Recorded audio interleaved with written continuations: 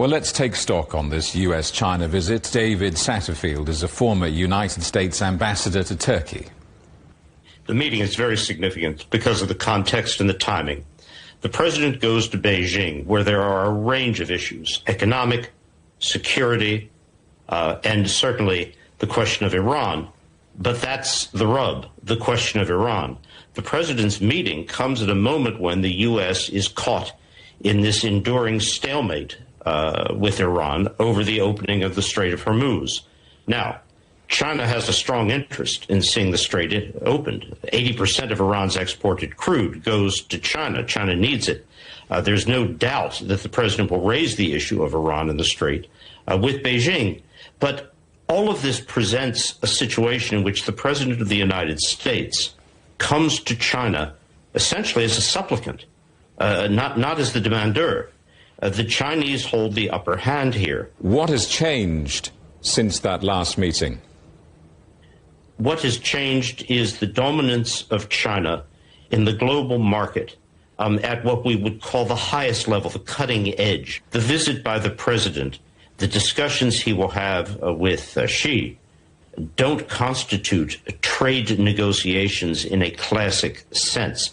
They require extraordinary effort over time to present cases that then can produce countervailing duties, countervailing tariffs to try to rectify or pressure to rectify trade imbalances. But that's not what is likely to happen here. So what can we realistically expect from this visit? I think you can expect that the Chinese will indeed indicate to the president that they also wish to see a cooling of tensions in the Gulf. They want to see the Strait of Hormuz opened. They want to see dialogue. These are classic calls by the Chinese. On AI, tech, chips, I suspect there will be an announcement of deals. Those typically follow visits by the president. How important is that meeting the leader face-to-face, shaking hands, rather than virtual diplomacy? Is that significant?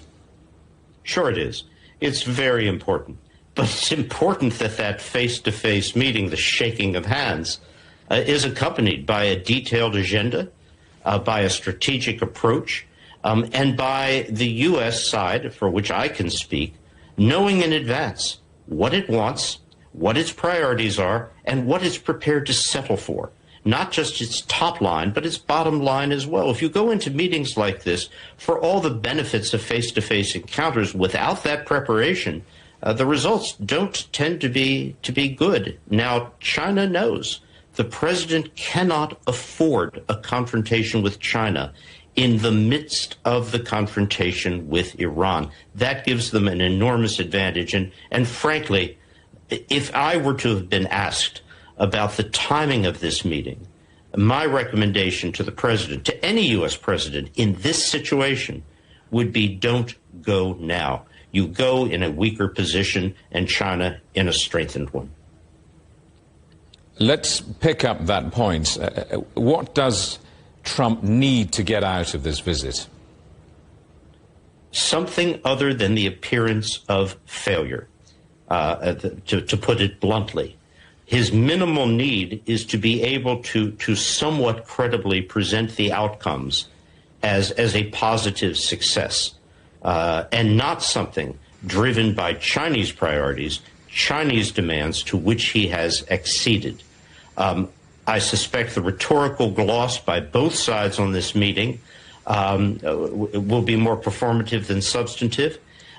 What's the most important thing that could come out of this discussion?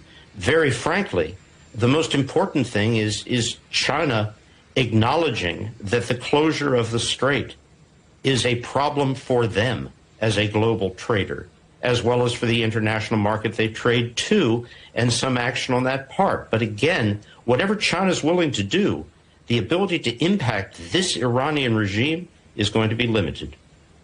Mr. Ambassador, thank you.